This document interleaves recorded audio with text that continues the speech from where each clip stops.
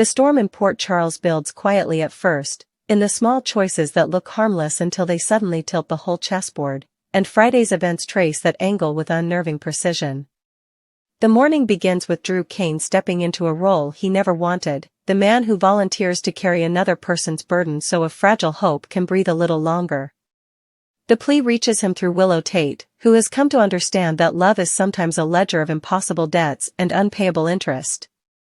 She does not ask Drew to be heroic for the sake of a headline, she asks him because she believes the truth can destroy faster than lies can save, and for a woman who has counted her days in hospital rooms and whispered prayers, the immediate safety of her family matters more than the long arc of righteousness.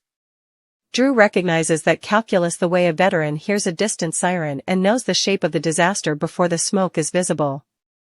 He prepares himself to tell Michael Corinthos a version of events that rewrites culpability, knowing that what he is about to do will stain him in ways that might not come out in a lifetime.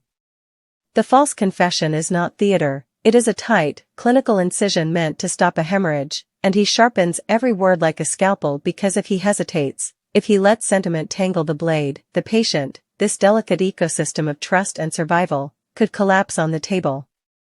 Across town, the language of cuffs and case files fills the air as Dante Falconeri and Nathan West dissect the legal thicket sprouting around the arrests of Willow and Nina Reeves. Their conversation is not a crusade or a victory lap, it is a weary, practiced audit of inconsistencies. Dante understands that the law is a machine that chews on whatever is fed to it, and he wants to be certain he is not handing the gears a meal assembled out of panic. Nathan, hardened by losses that still flicker at the edges of his calm, keeps a metronome of restraint tapping in his head. Between them is the grim respect of men who have carried too many families through the worst night of their lives. They sift through motives the way divers sift through silt, careful not to cloud the water further, alert to the glitter of a fact that could change the whole dive. What arrests mean in this town is never simple, they are opening moves in moral endgames, and both men know the first person to blink often confesses to the wrong sin. Meanwhile, Brett Westbourne decides that the safest choice is sometimes the wildest one, because chaos has its own kind of cover. She seeks out Jason Morgan, the one man whose signature can steady a wobbling plan, and asks him to co-sign a car loan. She doesn't test the idea with a modest, forgettable sedan, she aims straight for a glossy, impractical Mercedes, an emblem of movement, control, and speed when every other part of her life insists on standing still. It is an audacious gesture with a strange kind of logic, when the ground feels like quicksand, by wheels that promise to skim across the surface. Jason raises an eyebrow in that way he has, a tiny tectonic shift that suggests both concern and calculation. Their exchange, in the shorthand of banter that only long, messy history makes possible, drifts through the infamous donkey incident like a charm against bad luck, two people turning shared humiliation into a private talisman. Under the teasing, Jason hears the tremor Brett is hiding and recognizes that some contracts are about more than money.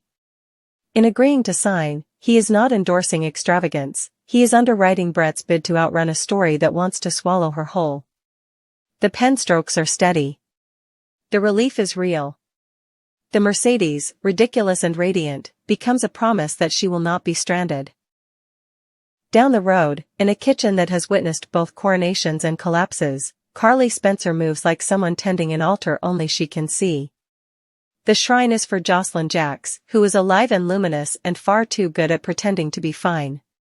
The name Dex Heller hangs in the air like a storm front, and both women know that grief in Port Charles doesn't wear black, it wears armor.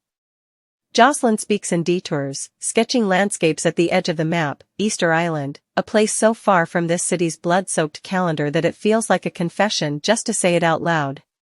She frames the trip as a revelation, a horizon wide enough to swallow sorrow, and for a second it almost sounds true. But Carly hears the rigor in Josslyn's joy, the way a runner's breath tightens when the hill gets steep. Running away is still running, even if the scenery is pretty. Carly keeps circling, drawing a wider loop with every gentle prod, offering truth like a blanket Joss can pull around herself whenever she's ready. The distance between mother and daughter is not a chasm so much as a taut wire. The trick is not to snap it. Jack Brennan's name flickers at the edge of their talk, a lighthouse or a mirage depending on who is looking. Josslyn says she wants Carly to be happy, even if Brennan is not her first choice of architect for that future, and the words sound mature enough to applaud. Yet embedded in them is the quicksand problem. Brennan carries too many answers to questions Carly is not ready to ask. In the spaces where Josslyn professes faith, Carly hears the rustle of secrets she herself is keeping because some operations must be quiet to succeed. That knowledge wounds her as much as it steels her. A mother's instinct is to tell, to warn, to wrap. But strategy, once invited into a home, refuses to leave the dinner table. Carly absorbs the weight and disperses it in small, careful gestures, an extra heartbeat between sentences, an invitation to rest without surrender. She is playing the long game because the short one is all traps. The day's narrative stitched together under a single thread, the cost of control. Drew's calculated lie, Dante and Nathan's disciplined caution, Brett's luxury on lease, Carly's ironclad tenderness, and Josslyn's engineered elation all orbit the same question: how far can you bend the truth of yourself before it bends you back? Michael sits at the center of Drew's choice like a compass point. The confession Drew prepares to place at his feet is not a gift, it is a shield meant to face a particular direction, deflecting a particular blow. Willow's request echoes in Drew's chest with an almost monastic clarity: protect the fragile, honor the vantage point of those who have already paid too much, choose the bruise you can hide. He can feel the old training hum through him: gather intel, control the timeline, define the perimeter, go before the fire spreads.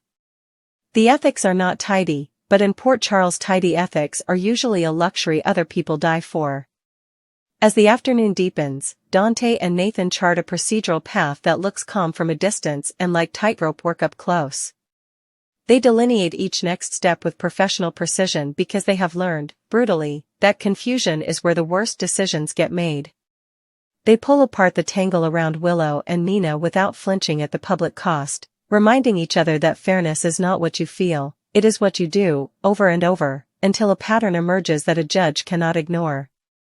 If they can keep the process clean, the outcome, whatever it is, will not be a scar on the department.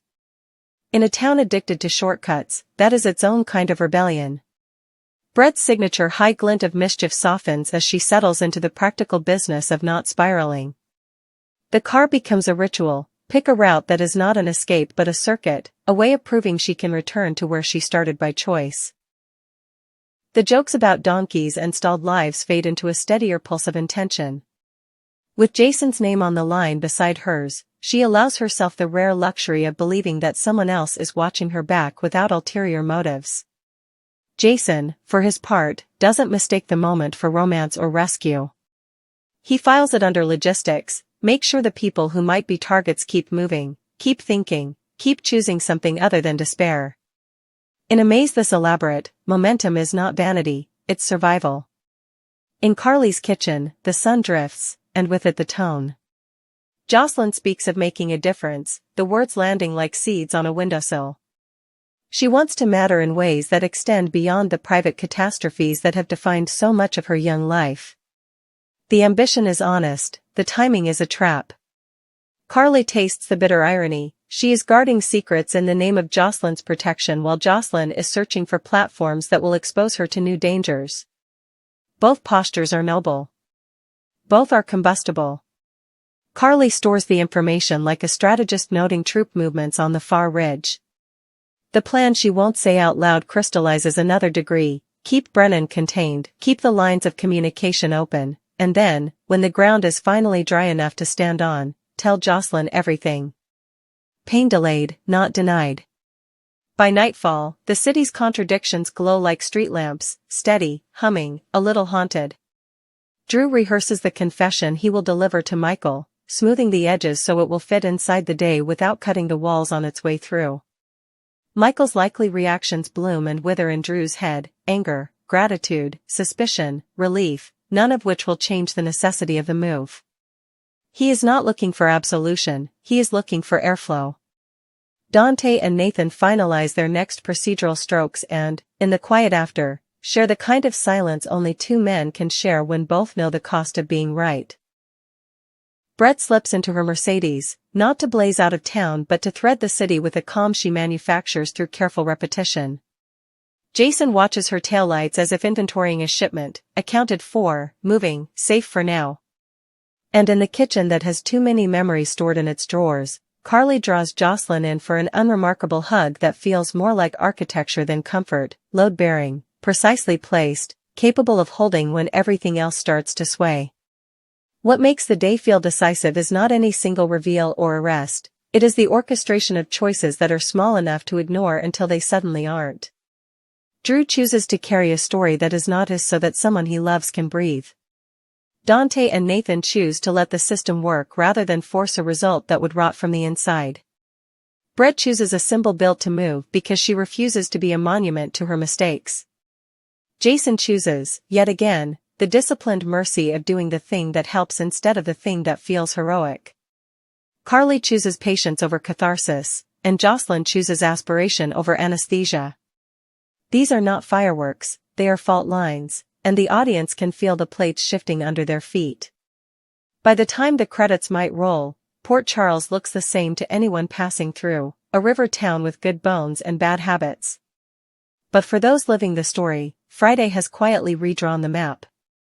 A false confession is primed to redirect a prosecution, a pair of detectives have set integrity as their North Star when shortcuts beckon, a doctor has transformed a punchline into a lifeline, a fixer has co-signed not just a loan but a vow, and a mother and daughter have tightened the wire between them in the only safe direction, toward each other.